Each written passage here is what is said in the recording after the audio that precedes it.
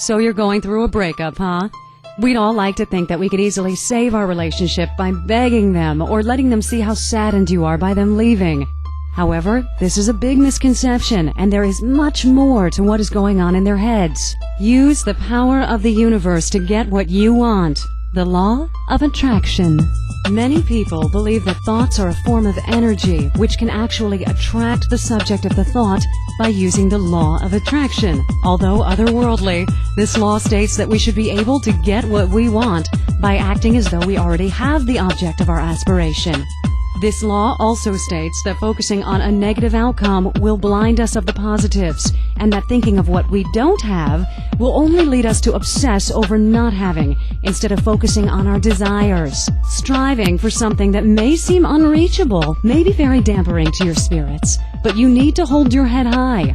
Your thoughts may be able to attract a positive outcome.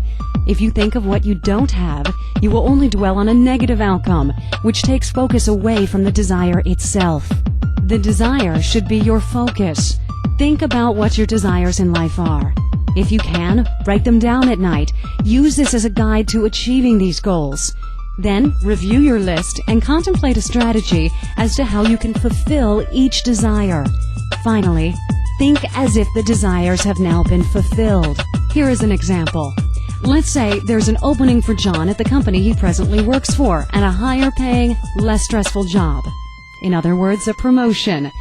He is nervous about whether or not he will receive the promotion, or if he will be stuck at the same position that he is in, one that doesn't pay nearly enough and is very stressful.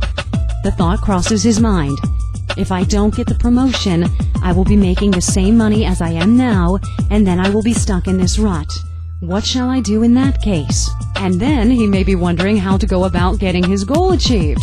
This is a prime example of not using positive thinking to obtain a goal. He is more worried about a negative outcome than he is focusing on feeling the positive outcome.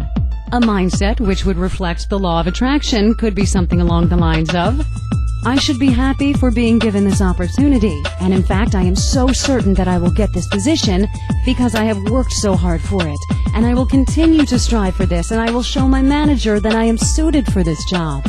And although he can certainly apply his knowledge, skills, and tools to getting this job, he will ask the universe for the job, and then really focus on feeling the positive outcome of having the job. Another part of life that can be affected by thinking is one's health. Most people are aware that stress can actually damage our body. It has been scientifically proven. Now, if we get cancer, for example, due to negative vibes, feelings, stress, etc., then we can prevent cancer from positive vibes, positive feelings, and lack of stress. See, we can reverse the idea and hopefully live a better, more fulfilled life. The law of attraction provides that if we ask for something and then focus only on the positive outcome and then rely on the universe to take its course and connect or attract with our positive outcome thoughts, then we should be on a path to well-being and happiness. Stress is a very strong, powerful tool that can be used to fight against our own body. The reason being is that our body does not like stress. It hurts us. It will manifest and could turn us inside out if we did not die first as a result, if the stress was bad enough. It is very important to understand that the human body is also very strong. So who wins when in the battle with ourselves and stress? For some people, stress wins. For some others, we can fight through the stress. I'm not speaking about cancer in particular. I'm talking about any illness that was triggered by stress. In some cases, a person may be more vulnerable over another as to getting an illness. One may think due to simply obsessing over the consequence of getting sick. If we obsess over this negative outcome, we can actually become inflicted with an illness. Yes, our minds are that smart. Our mind is the most powerful part of our body. If our brains are powerful enough to actually harm our own bodies by thinking negatively, then we should be able to reverse this idea, right? So, in other words, we should be able to think positively on the outcome, and our mind being so powerful should be able to resist illness to an extent. Our minds, of course, are strong, but are they stronger than everything else? Certainly not. Eventually, we all die, and thus something in this world is stronger than us. So no, we cannot be expected to be machines and fight everything that comes along our path. Some of us just get certain illnesses. and some of us just get encountered by tragedy.